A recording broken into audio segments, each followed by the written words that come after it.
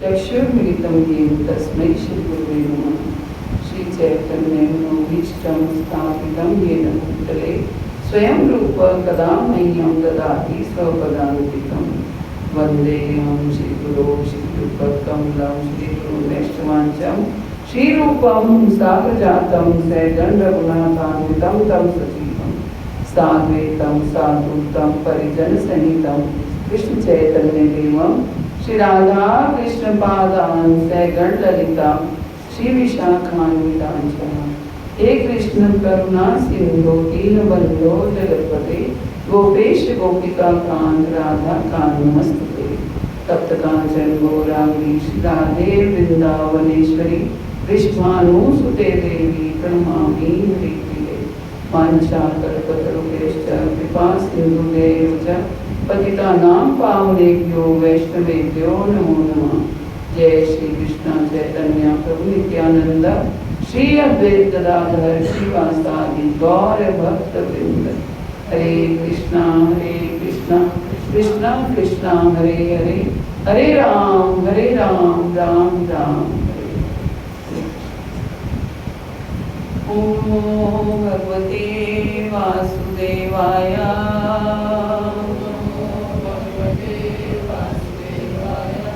ओम नमो भगवते वासुदेवाय।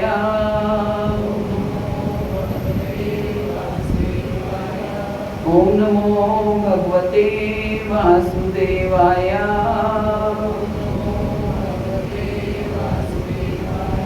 नारायणं नमस्कृत्य नरं चैव नरोत्तमं देवीं सरस्वतीं व्यासा ततो जयमुदीरये। नष्टायेषु भद्रेषु नित्यं भागवत सेवया भगवती उत्तम श्लोके भक्तिर्भवति नैष्ठिकी। ग्रंथरा श्रीमद्भागवतम की ग्रंथरा श्रीमद्भागवतम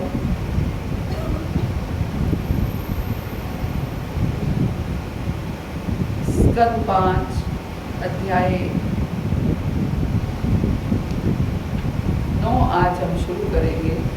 जड़ भरत का सर्वोत्कृष्ट चरित्र। तो पिछली क्लास तक हमने पढ़ा कि कैसे भरत महाराज को एक हिरण से बच्चे से आसक्ति हो गई और फिर जब उनकी मृत्यु हुई तो उनको क्या ध्यान आया कि मैं जब चला जाऊंगा तो इस हिरण का क्या होगा। तो अगला जन्म उनका हिरण का हुआ। लेकिन क्योंकि उनकी भक्ति का प्रभाव था, भाव की स्थिति पर थे भरत महाराज। भक्ति लैडर में भाव का स्थान 9 स्टेप्स हैं। भक्ति लैडर की जो भक्ति की सीढ़ी है उसमें 9 स्टेप्स हैं। उन 9 स्टेप्स में भाव का स्तर जो है वो 8वां है ना। 8वां स्तर है श्रद्धा, साधु संग, भजन क्रिया, अनर्थ निवृत्ति, निष्ठा, रुचि, आसक्ति और फिर भाव। ये 8वीं सीढ़ी है भक्ति लैडर में भाव की। और भरत महाराज उस भाव की सीढ़ी पर थे। सोचिए, प्रेम से एक कदम नीचे, है ना, प्रेम से एक कदम नीचे स्थिति ये थी। और लेकिन एक हिरण की आसक्ति के कारण इतने आसक्त हुए कि अंत समय में हिरण ही याद आया और अगला जन्म हिरण का हो गया। लेकिन उस भाव की जो स्थिति पर थे उसका प्रभाव ये हुआ कि उनको अगले जन्म में यानी कि हिरण के शरीर में भी अपना पूर्व जन्म जो है वो याद रहा। तो पूर्व जन्म याद रहने ये सब याद रहा कि मैं कैसे भक्ति के लिए मैंने राजपाट को, परिवार को, सबको छोड़ा था, त्यागा था और फिर आकर मैं हिरण में मेरी आसक्ति हो गई और मेरी आज ये हालत हुई कि मेरे को हिरण का शरीर प्राप्त हुआ। तो ये सब उन्हें याद था, इसलिए वो हिरण्य के शरीर में भी बड़े ध्यान से फूंक फूंक कर चल रहे थे। हिरण्य के शरीर में भी इस बात को याद रख रहे थे कि मुझे कैसे भगवान से जुड़े रहना है, कैसे याद रखना है। फिर अब हिरण्य के शरीर के बाद उनका जो अगला जीवन हुआ वो जड़ भरत का हुआ, यानी कि तीसरा जन्म। पहले भरत महाराज का, फिर हिरण्य का और फिर अब जड़ भरत का। तो ये जो अगला अध्याय है ये जड़ भरत के चरित्र के बारे में। सुखदेव गोस्वामी कहते हैं परीक्षित महाराज को कि हे राजन, मृग शरीर त्याग कर भरत महाराज ने एक विशुद्ध ब्राह्मण के कुल में जन्म लिया। वरना एक अगर पशु के शरीर, पशु के बाद मनुष्य शरीर मिलता भी है तो ब्राह्मण का कुल नहीं मिलता, क्योंकि उनके पूर्व जन्म की सुकृतियां भक्ति इतनी थी कि उनको अब मृग का शरीर उन्होंने त्यागा। मतलब सजा मिली तो सही, लेकिन वो किस लिए मिली? केवल एक लेसन देने के लिए, एक छूने के लिए कि हाँ क्योंकि ये गलती हुई है तो उसकी सजा मिलेगी। लेकिन वैसे उनको सब कुछ याद भी रहा और फिर उनका जो अगला मृग शरीर त्याग करके उनका जो अगला जन्म हुआ एक शुद्ध ब्राह्मण के कुल में जन्म लिया। वो ब्राह्मण अंगीरा गोत्र से संबंधित था। अंगीरा गोत्र है, वो अंगीरा गोत्र का वो ब्राह्मण था और ब्राह्मण के समस्त गुणों से संपन्न था। ब्राह्मण के संपन्न गुणों से संपन्न का अर्थ है कि ये नहीं कि केवल नाम का ब्राह्मण था, ब्राह्मण वाले गुण भी सारे इसमें थे। और वह अपने मन तथा इंद्रियों को वश में करने वाला तथा वैदिक एवं अन्य पूरक साहित्यों का ज्ञाता था। कैसा ब्राह्मण था कि मन और इंद्रियों को वश में करने वाला था, वेदों का, शास्त्रों का, पुराणों का, सबका ज्ञाता था। वो दानी था, संतुष्ट था, सहनशील था, विनम्र था, पंडित तथा किसी से ईर्ष्या ना करने वाला था। तो ब्राह्मण के जो भी गुण होते हैं वो उसमें सब थे। वो स्वरूप सिद्ध एवं ईश्वर की सेवा में तत्पर रहने वाला था। वो हमेशा ईश्वर की सेवा में तत्पर रहने वाला था, स्वरूप सिद्ध था। स्वरूप सिद्ध का अर्थ क्या है कि जिसने अपने स्वरूप का भान कर लिया है कि मुझे भगवान के धाम में जाकर के क्या सेवा करनी है, मैं क्या सेवा करूंगी, कि मैं कौन सी मंजरी बनूंगी, मैं क्या भगवान के लिए पान बीड़ा लगाऊंगी, भगवान के लिए चावल डुलाऊंगी, भगवान के लिए जो है वो भोजन बनाऊंगी या भगवान के लिए बिस्तर तैयार करूंगी, भगवान का को पंखा झुलाऊंगी। तो ये स्वरूप उसने, वो ऐसे ब्राह्मण थे कि उन्होंने स्वरूप सिद्ध कर लिया था, है ना। ये उच्च कोटि के भक्तों के लक्षण हैं। हमारे गोस्वामी लोगों ने सबने अपने स्वरूप को सिद्ध किया हुआ था। तभी तो जो रूप गोस्वामी पाद थे उनको पहले ही रूप मंजरी कहा जाता था, वो रूप मंजरी है। ऐसे ही सनातन गोस्वामी को अनंत मंजरी का, ऐसे अलग अलग मंजरियां थी। जितने भी ये हमारे गोस्वामी थे ये अलग अलग मंजरियां थी कि वो मंजरियां बन करके सेवा करेंगे। इसलिए हमारे संप्रदाय का भाव भी क्या है? मंजरी भाव है ना। मंजरी भाव है, गोपी भाव नहीं है हमारे संप्रदाय का भाव, मंजरी भाव है। मंजरी भाव मीन्स सेवा का भाव, है ना, सेवा का भाव। गोपी भाव में बराबरी का भाव आ जाता है, मित्रता का भाव आ जाता है। गोपियां क्या थी? एक तरह से कृष्ण के साथ लड़ती भी थी, झगड़ती भी थी, छीना झपटी भी करती थी, वो भाव है। लेकिन मंजरी भाव क्या है? हर समय सेवा में तत्पर। मैं कृष्ण का चावल डुलाऊंगी, मैं पंखा करूंगी, मैं बिस्तर लगाऊंगी, मैं भोजन बनाऊंगी, मैं क्या क्या करूंगी, मैं उनका रूम साफ करूंगी, कुछ भी, ये इस तरीके के भाव, ये मंजरी भाव है। तो उन्होंने भी, वो ब्राह्मण थे, उन्होंने अपना स्वरूप सिद्ध किया हुआ था और ईश्वर की सेवा में तत्पर। क्यों स्वरूप सिद्ध किया था? क्योंकि ईश्वर की सेवा में तत्पर रहने वाले थे। वह सदैव समाधि में रहता था, हमेशा समाधि में रहता था वो ब्राह्मण। उसकी पहली पत्नी से उसी के समान योग के 9 पुत्र हुए। तो पहली पत्नी से उसको, जैसा वो ब्राह्मण था वैसे ही गुणों वाले 9 पुत्र उसको पहली पत्नी से हुए। और दूसरी पत्नी से जुड़वा भाई बहन पैदा हुए। पहली पत्नी से 9 पुत्र हुए और दूसरी पत्नी से जुड़वा भाई बहन हुए, और जिसमें ये लड़का सर्वोच्च भक्त तथा राज ऋषियों में अग्रणी भरत महाराज के नाम से विख्यात हुआ। जो दूसरी पत्नी से पुत्र हुए वो जुड़वा पुत्र हुए और भाई जुड़वा भाई बहन हुए। तो उनमें से जो ये लड़का था वो भरत महाराज के रूप में विख्यात हुआ। तो ये कथा उसके मृग शरीर को त्याग कर पुनः जन्म लेने की है। अब ये कथा क्या है? फिर से जन्म लेने की कथा है कि कैसे उन्होंने फिर से जन्म लिया। तो भगवद गीता में बहुत सुंदर श्लोक है, प्राप्य पुण्य कृताम लोकानुषित्वा शाश्वताम समाम। क्या कह रहे हैं? शुचिताम श्रीमता के हम योग भ्रष्टा अभिजायते। भगवद गीता क्या कहती है कि जो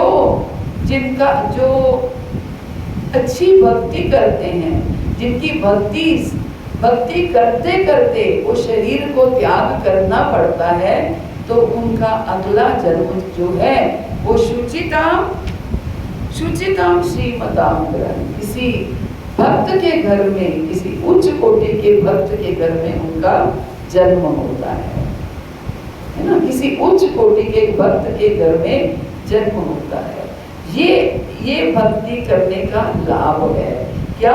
करते करते भक्ति करते करते जो अगर हमारी भक्ति पूर्ण नहीं हुई, मान लीजिए हमसे कोई मिस्टेक हो गई, बीच में कोई अपराध तो हम करते ही रहते हैं, अपराध हो गए हमसे, लेकिन फिर भी हम भक्ति भी कर रहे हैं, अपराध भी कर रहे हैं, लेकिन फिर भी जितनी भी भक्ति हुई उतनी भक्ति के अनुसार कम से कम हमें अगला जन्म जो है वो उसी ऐसे परिवार में पैदा होगा। जैसा कि अजामिल क्या था? ब्राह्मण था वो, है ना। और अच्छा ब्राह्मण, भक्ति भाव हर तरह की भक्ति करने वाला ब्राह्मण था, लेकिन गलत संगत में आ गया और गलत कार्यों में फंस गया, तो क्या हुआ? उसका पतन ही होने वाला था। लेकिन अंत समय जब आया तो अपने पुत्र नारायण का नाम याद आ गया, पुत्र को बुलाने लगा, पुत्र को बुलाया तो उसी में ही कल्याण हो गया। जो यमदूत थे वो छोड़ करके चले गए और जीवन एक्सपेंड हो गया। जीवन एक्सपेंड हो गया। एक्सपेंड का मतलब है कि और जीवन जीने को मिल गया। हरिद्वार में जाकर के अपनी फिर समझ में आई कि मैंने क्या गलती की है ना। जब यमदूत छोड़ के गए, विष्णु दूत आए, विष्णु दूतों से प्रार्थना की तो विष्णु दूतों ने जीवन एक्सपेंशन दे दिया, है ना, एक्सपेंशन दे दिया। और वो फिर जाकर के जो बाकी का जीवन एक्सपेंडेड लाइफ जो मिली, उस जीवन को उन्होंने अपना हरिद्वार में जाकर के केवल भगवान का भजन करते हुए वो जीवन मिला।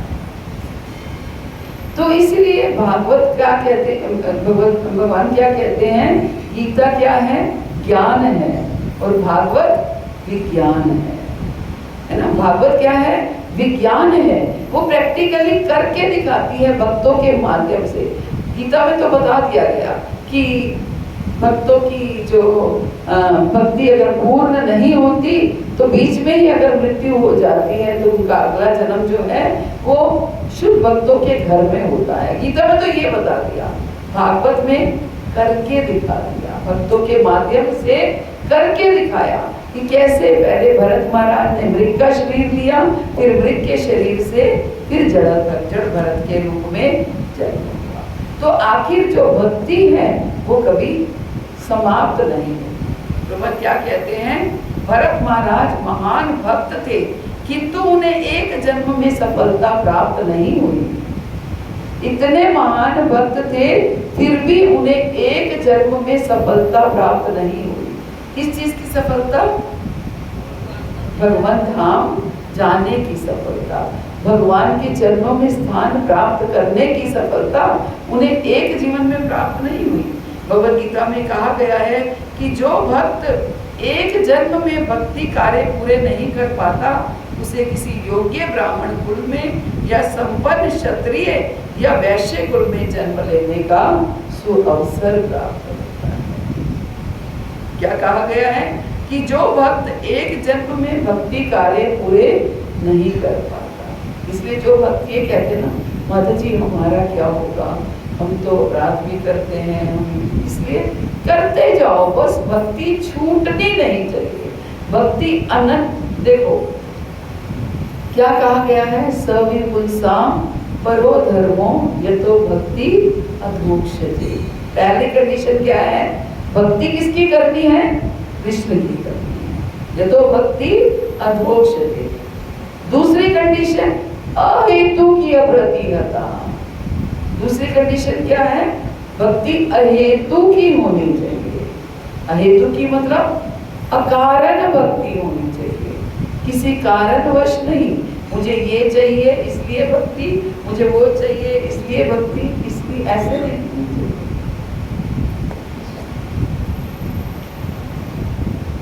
है ना? इसलिए भक्ति नहीं होनी चाहिए, ये चाहिए वो चाहिए, कुछ चाहने के लिए, कुछ पाने के लिए भक्ति नहीं। अहेतु की, फिर अप्रतिहता। अप्रतिहता मतलब लगातार भक्ति होनी चाहिए। ये नहीं आज मेरे पास समय है तो मैं आज जब कर लेता हूँ, कल समय नहीं मिला, कोई बात नहीं, आज नहीं टाइम था कल कर लूंगा। अप्रतिहता, लगातार भक्ति होनी चाहिए, है ना? तो जब भक्ति क्या होगी? एक तो अनन्य भक्ति होगी, है ना, केवल कृष्ण की। दूसरा लगातार भक्ति होगी, और तीसरा अकारण भक्ति होगी। तीन चीजें शास्त्रों ने भक्ति करने के बारे में बताई। कौन सी तीन चीजें? रिपीट कीजिए। पहली अनन्य भक्ति, है ना? और क्या है? सविपुंसाम परो धर्मो यतो भक्ति अधोक्षजे। अधोक्षज की भक्ति करनी है ना? केवल कृष्ण की भक्ति। दूसरा अहेतु की भक्ति। अहेतु की मतलब कोई हेतु नहीं होना चाहिए, कोई कारण नहीं होना चाहिए भक्ति करने का कि मेरे बच्चे सेटल हो जाएं, इनका विवाह हो जाए, मैं संपन्न परिवार में हो जाऊं, मेरी बेटी की शादी। नो, कोई कारण नहीं, बस केवल भक्ति के लिए भक्ति करनी है, अपने आनंद के लिए, कृष्ण के आनंद के लिए भक्ति करनी है ना? आनंद के लिए, कृष्ण को आनंद देने के लिए भक्ति करनी। तो क्या है? ये अहेतु की भक्ति है। और जो तीसरी अप्रतिहता, लगातार करनी है। ये नहीं एक दिन किया दूसरे दिन नहीं, फिर 4 दिन बाद याद आया माला वहां टंगी पड़ी है, चलो उतार के माला कर लेते हैं, चलो आज क्लास में चले जाते हैं, ये नहीं, है ना? इसीलिए हम लोगों को 16 माला की दृढ़ता दी गई है कि 16 माला करो ही करो, चाहे कैसे भी करो। कहीं भगवान ने नहीं कहा मन लगा के करो, कहीं नहीं कहा, क्योंकि मन लगाना कृष्ण का काम है। हमने तो मन उनको देना है केवल, कि अब मन आप लगाते रहो, मुझे तो भजन करना है। अपने आप मन, अपने आप आपके मन में ये भाव आने लगेगा कि मैं भजन तो कर रही हूँ, कि मेरा मन नहीं लग रहा है, मन भटक रहा है, हे प्रभु मेरा मन लगाओ ना। अपने आप प्रार्थना निकलेगी कि मन तो लग नहीं रहा है, फिर आपके से प्रार्थना निकलेगी कि मन भी तो लगना चाहिए। फिर मन जहाँ भटकेगा, मन को आप खींच करके लेकर के आओ। होता है ना ये, मन कहीं भटकता है, फिर हम मन को कहते हैं कहाँ चला गया, मैं जब के लिए बुलाया था तूने। तो इसलिए मन लगाने के लिए भगवान ने बोला ही नहीं है। इसलिए क्या बोला है कि केवल अनन्य भक्ति करनी है, अकारण भक्ति करनी है और अप्रतिहता लगातार भक्ति करनी है। ये तीनों करते रहोगे तो अपने आप मेरे चरणों में पहुंच जाओगे। तो क्या होगा, इस जन्म में अगर मन नहीं भी लगेगा, इस जन्म में अगर हम कृष्ण तक नहीं भी पहुंचेंगे तो हमारी वो भक्ति कम से कम व्यर्थ नहीं जाएगी। अगले जन्म में हमें फिर भक्तों के घर में जन्म प्राप्त होगा। आप ये देखो, जो आज बच्चे पैदा हो रहे हैं, जिनके बच्चे भक्तों के घर में, वो कैसे बच्चे होंगे? जैसे कल चित्रा के होता है या प्रिय सखा है, जितने भी बच्चे सर कैसे बच्चे होंगे? भक्त होंगे ना, जो आ रहे हैं भक्त ही बच्चे होंगे, जो भक्तों जिनकी मदर्स गर्भ में ही ये योजनाएं बना रही हैं कि क्या हम क्या करें कि हमारे बच्चे अच्छी भक्ति कर पाए। गर्भ में ही योजनाएं बन रही हैं, है ना? तो क्या है, वो भक्ति तो होंगे। तो इसका मतलब वो कैसे बच्चे होंगे? जिनकी भक्ति पिछले जन्म में कुछ अधूरी छूटी है, वो इस जन्म में पूरी करने। तो यही बता रहे हैं कि भगवत गीता में कहा गया है, जो भक्त एक जन्म में भक्ति कार्य पूरे नहीं कर पाता, उसे किसी योग्य ब्राह्मण कुल में या संपन्न क्षत्रिय अथवा वैश्य कुल में जन्म लेने का सुअवसर प्रदान किया जाता है। योग्य ब्राह्मण कुल में या फिर संपन्न वैश्य कुल में। संपन्न वैश्य कुल में क्यों कहा गया?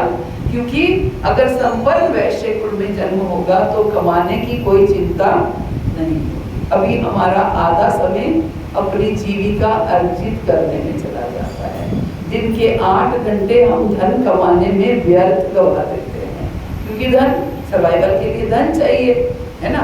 अगर वैश्य संपन्न वैश्य कुलों में जन्म होगा तो ठीक है, रेंटल इनकम आ रही है, तभी आप देखते हैं कि गुजर लोग जो हैं इनकी कितनी रेंटल इनकम होती है, उनको कोई कमाने की चिंता नहीं। तो राधा रानी गुजरी थी, है ना? राधा रानी गुजरी थी। आप सोचिए, हम गुजर लोगों के साथ ऐसे कुल में उन्होंने जन्म लिया।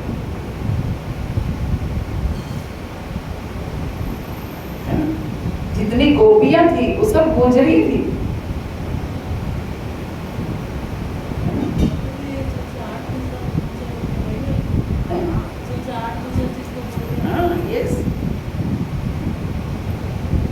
इनकी ही अलग एक और बिरादरी है, उनका मैं नाम भूल रही हूँ। मेन वो मुख्य उस तरीके, जैसे पंजाबियों में कई वो होते हैं, ऐसे उनमें भी वो एक तो एक तरह से उसी कैटेगरी, है ना? तो संपन्न परिवार में जन्म होने से क्या है, हमें धन कमाने की चिंता नहीं है। अगर आप चाहो तो आप पूरी भक्ति में अपने समय को लगा सकते हो। वो बात अलग है कि धन संपन्न परिवार में जन्म लेने से हमें हमारे गिरने का चांसेस ज्यादा हो जाते हैं, कि धन भरपूर होता है, फिर भोग विलास में उस धन को लगता है। ऐसा नहीं है कि हम लोग अगर संपन्न परिवार में नहीं हैं तो हम भक्ति नहीं कर सकते। हम उस 4 घंटे में भी, 6 घंटे में भी, 12 घंटे की भक्ति कर सकते हैं। तो इसलिए भरत महाराज अपने प्रथम जन्म में क्षत्रिय कुल में महाराज ऋषभ के ज्येष्ठ पुत्र थे। पहले क्या थे? राजा थे, यानी कि क्षत्रिय कुल में जन्म हुआ।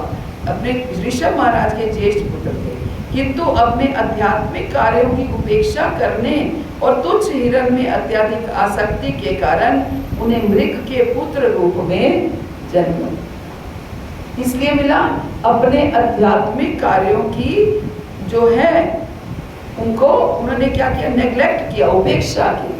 आध्यात्मिक कार्यों की उपेक्षा करने से और हिरण में अत्यधिक आसक्ति करने से उनको हिरण के शरीर में जन्म मिला। लेकिन किंतु भक्त होने की प्रबल स्थिति के कारण उन्हें पूर्व जन्म की स्मृति याद जो है वो बनी रही, और पश्चाताप के कारण वे एकांत जंगल में रहकर सदैव श्री कृष्ण का ध्यान करते रहे। पश्चाताप होता रहा हिरण के जन्म में, हिरण के जीवन में उन्हें पूरे समय में पश्चाताप होता रहा, मैंने ये क्या कर दिया, मैंने ये क्या कर दिया, अब मुझसे ये गलती नहीं होनी चाहिए। तो इसी पश्चाताप के कारण उन्हें अगला जन्म जड़ भरत का प्राप्त हुआ। तब उन्हें एक उत्तम ब्राह्मण कुल में जन्म धारण करने का अवसर मिला। अब भरत महाराज जो कि दूसरे जन्म में हिरण बने, तीसरे जन्म में फिर से ब्राह्मण कुल में पैदा होकर के भरत महाराज के रूप में।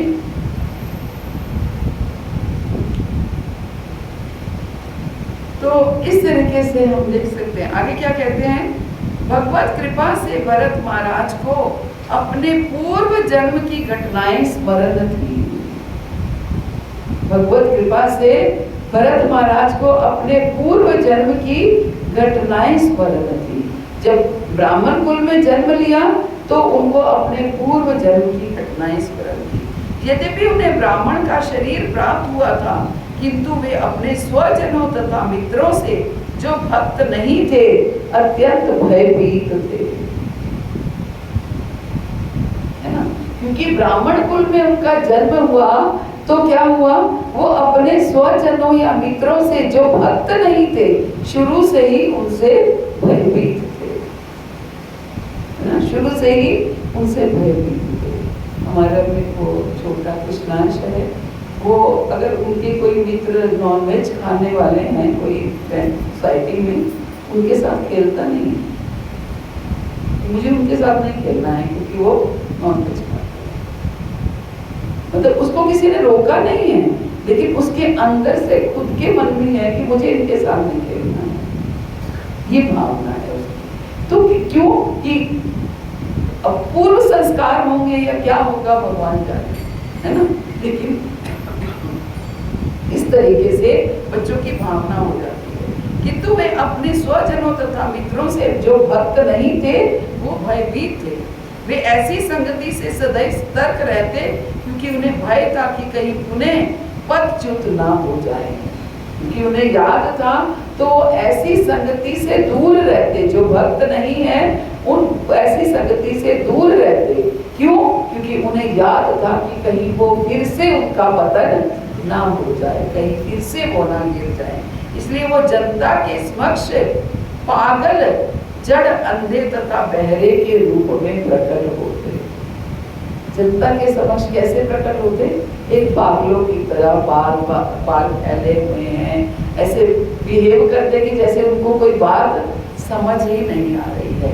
एक अंधे बहरे, ना कुछ सुन रहे हैं ना कुछ समझ रहे हैं, ऐसा बिहेव करते। अगर हम किसी बामले से लड़के को, बच्चे को देख के कहते हैं तो बामला है, ये क्या करेगा, ऐसे बामलों की तरह अपने आप को उन्होंने सही थे, लेकिन अपने आप को उन्होंने प्रिटेंड किया, ऐसे प्रेजेंट किया कि उनको कुछ जड़, तभी उनका नाम भरत था, लेकिन उनको क्या बुलाया गया, ये तो जड़ है, मंद बुद्धि।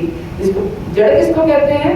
जो मंद जड़ बुद्धि होता है, जिसको कुछ समझ में नहीं आता, इसलिए उनका नाम जड़ भरत पड़ गया। तो वो पागल, जड़, अंधे तथा बहरे के रूप में प्रकट होते रहे, जिससे दूसरे लोग उनसे बात करने की चेष्टा ना करें। इसलिए ताकि दूसरे लोग उनसे बात ही ना करें, वो ऐसे प्रेजेंट करते। इस प्रकार उन्होंने कुसंगति से अपने आप को बचाए रखा। इस तरह उन्होंने कुसंगति से अपने आप को बचाए रखा। वो अपने अंतःकरण में सदा भगवान के चरण कमल का ध्यान रखते। जैसे हमारे गौर किशोर दास बाबा जी महाराज थे, वो क्या करते थे? टॉयलेट में जाकर के जप करते, टॉयलेट में जाके जप करते थे। इसलिए ताकि कोई डिस्टर्ब ना करे। लोग कहने को तो ये भी कहते थे कि बताओ इतने बड़े बाबा हैं, लेकिन जब कहाँ कर रहे हैं? टॉयलेट में जाके कर रहे हैं। उनको इतना नहीं पता कि शुद्धता रखनी होती है जब करते हुए ही करना। लेकिन उनका और भगवान का अलग कनेक्शन था कि मुझे बाहर डिस्टर्बेंस होती है, मुझे टॉयलेट में जाके। सोचिए, ये जो बड़े बड़े भक्त होते हैं इनके लेवल अलग होते हैं, है ना। ना। जैसे ये अच्छे भले हैं लेकिन अपने आप को क्या प्रेजेंट किया, पागल, उन्मत्त पागल जैसे। तो इस तरह उन्होंने अपने आप को कुसंगति से बचाए रखा। वो अपने अंतःकरण में सदा भगवान के चरण कमल का ध्यान धरते और उनके गुणों का जप करते रहते, जो मनुष्य को कर्म बंधन से बचाने वाला है। अंदर से हमेशा भगवान का जब नाम गुणगान करते रहते, जप करते रहते, जिससे वो कुसंगति से बचे रहे। और इस प्रकार उन्होंने अपने अभक्त संगियों के आक्रमण से अपने आप को बचाए रखा। बहुत से भक्त प्रश्न करते हैं कि हम कहते हैं कि भक्तों का संग करो, कुसंग से बचो, है ना। वो उपदेशामृत का श्लोक है ना, उत्साह निश्चया धैर्य तत्त कर्मा प्रवर्तना संग त्यागात सतोवृते षड्वी भक्ति प्रसिद्ध। क्या श्लोक है? उत्साह निश्चया धैर्य तत्त कर्मा प्रवर्तना। भक्ति में बढ़ाने के लिए क्या होना चाहिए? उत्साह होना चाहिए, है ना। उत्साह निश्चय होना चाहिए, धैर्य होना चाहिए, है ना। उत्साह निश्चय धैर्य तत्त कर्मा प्रवर्तना। और हमारे कर्म भी वैसे होने चाहिए जिससे हमारी भक्ति बढ़ती रहे। संग त्यागात, संग त्यागात का क्या है? कुसंग का त्याग करना है, अभक्तों के संग का त्याग करना है। तो सब लोग कहते हैं माता जी ये तो कैसे करेंगे, अगर घर में ही अभक्त होंगे तो उनका संग त्याग कैसे करेंगे? ये जड़ भरत से हमें सीखना चाहिए, जड़ भरत से सीखना चाहिए। मैं क्या कह रही हूँ, गीता ज्ञान है और भागवत विज्ञान है, करके दिखा रही है कि कैसे कुसंग से भक्त बनना चाहते हैं ना, तो क्या है, कुसंग से अपने को बचाया है ना। उनके घर में भी अभक्त थे, लेकिन क्या कह रहे हैं, अपने आप को बचा करके रखा, अभक्तों से अपने आप को बचा करके रखा। अपने आप को गूंगा, बहरा, पागल ऐसे शो कर दिया कि कोई बात ही करना पसंद ना करे, कोई बात ही करना पसंद। ये तरीका बताया। इस तरह उन्होंने अपने अभक्त संगियों के आक्रमण से अपने आप को बचाए रखा। क्या कह रहे हैं? आक्रमण से बचाए रखा, अभक्त संगियों के आक्रमण से अपने आप को बचाए रखा। ये तरीका बताया है कि कैसे अभक्त संगियों के आक्रमण से अपने आप को बचा करके रखता है। हरे कृष्णा। श्री प्रभुपाद की जय, गुरु महाराज की जय। आप सब तो किसी का कोई प्रश्न हो तो ले सकते हैं।